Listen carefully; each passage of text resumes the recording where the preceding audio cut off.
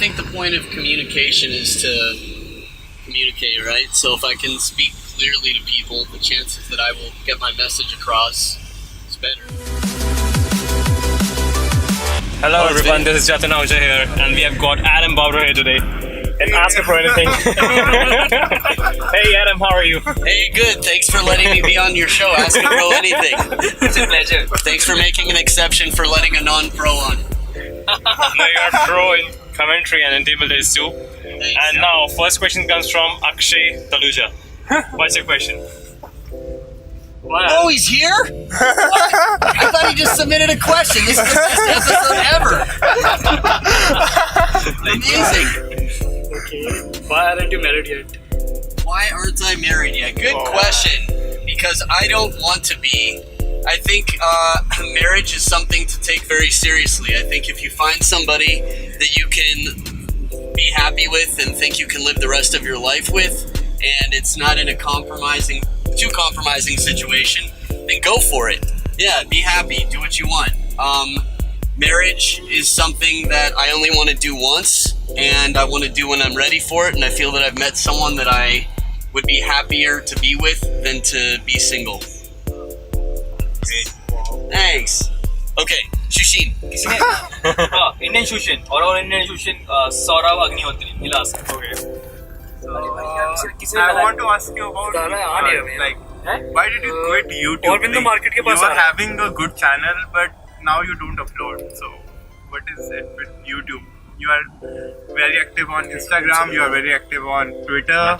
You are very active on Facebook. That's a good question. That's a very good question. It's a long story. The short story is, I partnered with a third-party sort of promoting company, and they said they could help me with my channel, but when I signed with them, they made my channel worse, and I got flagged for different music, and I just felt very discouraged to upload anything anymore. Also, it was a lot of work. Every time I uploaded something to YouTube, I felt like it had to have a beginning, a middle, an end. It felt like it had to be a production. But on Facebook, I could be like, look, there's a bird. And that was enough. Or, hey, look at this funny interaction. Or look at this cool view. I could just make a video that was 5-10 seconds, 3 minutes, anything. I didn't have to edit it. It was less pressure, and the response was quite good. I think one of my last uploaded videos to YouTube, I uploaded the same video to Facebook, and it just got way more views, and I thought, why am I uploading it to YouTube anymore?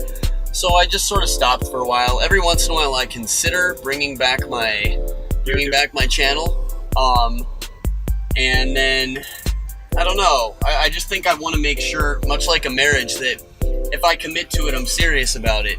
I don't want to go back and forth and pick up more responsibilities in terms of social media or media and be like, man, I'm unhappy about this and I don't have time to be with my family or friends. I just want to prioritize and make sure that what I do is something that I believe is worth my time. And I think about YouTube a lot because it's a library. People can go back and find things, and I really like that. On Facebook and Instagram, it's like it's here and then it's just down on a list somewhere and people rarely go back and look. So I like YouTube more for that reason, but we'll see. Maybe one of these days I'll get back into it, but I'll be sure to let you know on my other social medias if I do, so that you can check it out and hopefully enjoy. Sure. Alright. Okay. Yeah, it's Abhishek's turn now. Alright. And we are thinking about putting some money together, and we'll be buying a team in UTT. Would you like to be a part of the team? No, not the part of the team. You'll be the captain. So would you like to sign the whole for 10 season with us? 10 seasons. That'd be longer than my contract with UTT right now. That's a good question, and a fun question. I think obviously being a non-partisan member is sort of important as a commentator, so as biased as I might be, owning a team would be a whole different level of bias. But congratulations on all the money you guys are saving up. That's awesome. I'm really excited to see you so involved. Alright, it's Jatin Ahuja's turn now. Okay. Ask anything, man. Okay, so at what age did you start playing, and what was your inspiration for playing table tennis?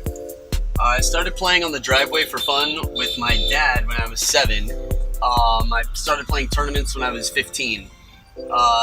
the inspiration for playing, simply my dad. I mean, he was a big baseball player, and I grew up, baseball was my main sport. Yeah, playing, my dad was a big inspiration for getting started in a lot of sports, and he was the best table tennis player I had ever seen in my life until I saw actual table tennis play. Same thing happened. Yeah, he was really tricky. My dad was he liked to lob, he liked to do funny stuff, curve the ball, spin the ball. He had a very unconventional grip. So I thought, well, he sort of gave me a taste of creativity in table tennis, and I thought, that's really fun. I just want to do creative stuff. I don't know. Except the like that unconventional grip, you have everything. You have Yeah, his proper grip- grip and I put a picture on Instagram of his rackets. He would cut the handle off the racket, and he would hold it like a hangman, like this, like he was doing the robot. So sort of like a pen holder, but instead of elbow down, he'd have his elbow up, and it was very unusual. Not good for super high level play, but good enough to get us quite motivated to try and beat him, and eventually with time. pigeons are there. Peaches? Your favorite pigeons. Pigeons! Yeah! Yeah, your birdies. Like, My birdies! My birdie Bodos! yes. I saw Birdie this time. That's a handsome guy, Yeah, birdie. like a movie star. But yeah, so that's how I got started in table tennis. Oh, naturals, taste the original. Okay, sure, we'll do. You jump and kick at the same time. Yeah.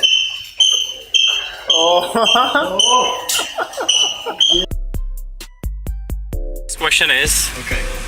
are you superstitious that this is my lucky t-shirt or shorts or maybe an underwear?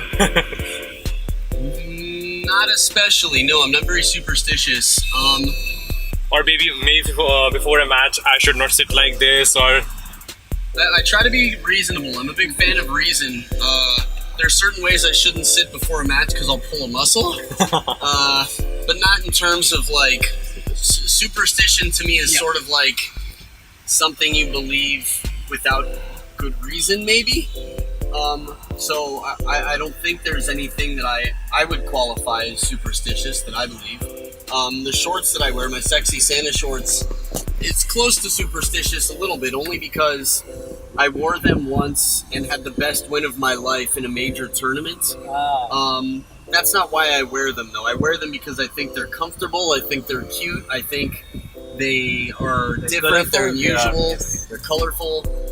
Actually, it's underwear. They're boxers. They're underwear. They have a little pee hole in the front. The reason I started wearing them was I thought to myself, I would see table tennis players at clubs that would wear underwear, like boxers, that was longer than their table tennis shorts. It would stick out under their shorts. And I thought, why even wear table tennis shorts though? Why not just play in your underwear if it's going to be longer than your shorts? So I thought it'd be funny to buy underwear and play in underwear. So my sexy Santa shorts are underwear, and I always play in them. Yeah, I don't know. It's interesting why we draw lines, where we draw them. I'm very interested. I think there are a lot of inconsistencies in our social standards and societal standards, I guess. So, yeah, I'm not especially superstitious. It was a long answer to your short question. Funny thing is, I think the shorter the question, the longer their answer could be. If you just said why, we'd be here for like 40 years. Really? I think. Well, I think the point of communication is to communicate, right? So if I can speak clearly to people, the chances that I will get my message across is better. So I don't know. I think I've always. I don't feel like I'm trying hard. Maybe it's just always been on my mind. It's a good thing when you speak to say it as correctly as possible. I'm a little detail-oriented in general. So like learning foreign languages, I'll ask people. Like in Taiwan, their accent is different than in mainland China. So they'll say words differently, and I'll be like, are you saying lung or lung? And sometimes they don't hear the difference because it doesn't matter to them. But to me, I'm like, wait, is this, which is it, you know? So, I don't know, I'm always, I wouldn't say classes or anything. Just trying to communicate clearly. like in Korea, maybe they don't have an R, they say Wayne. Have you heard of it? My sister is in Korea right now, she's pursuing BBA. Yeah, Korea. sorry, Japan is PhD. probably the most infamous for this, but their language doesn't have an R or an L in Japanese. They have eru, which is halfway in between. So here's L and here's R. The, ra, eru is like right in between. It's halfway. So there's no, like they're like, we don't have BH in English. In American English, we don't have BH. That's why you Like baya. yeah. We don't have baya. There's no B with it. H. There's no ha. Yeah, we don't have that. So it's difficult for non-native, Hindi speakers or people, if you don't speak a language that has the BH sound. Similarly, in Japanese, there's no R or L. And in Korea, it's similar. So that's why there's difficulty pronouncing the letters that don't exist in their language. Same in a lot of Eastern languages. Or like different pronunciations here. Happy Diwali, that's a W, not a V. So to an American, it might look like Diwali. Or you would say volleyball. We would say volleyball because it's a V. So V's and W's we treat differently. It's just different. It's not to say one is right or one is wrong. It's just what we're used to versus what is common here. Hey, cow. Bull? 55. Oh, one sec. Hold on, let me get this Insta.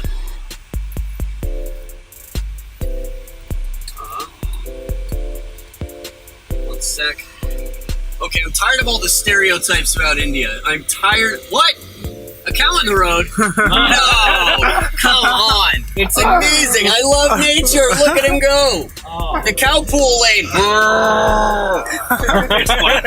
It's called Guy in India. I can't post that then. That's terribly offensive. I can't post that. What's with the... We're just taking videos of the most religiously offensive content today.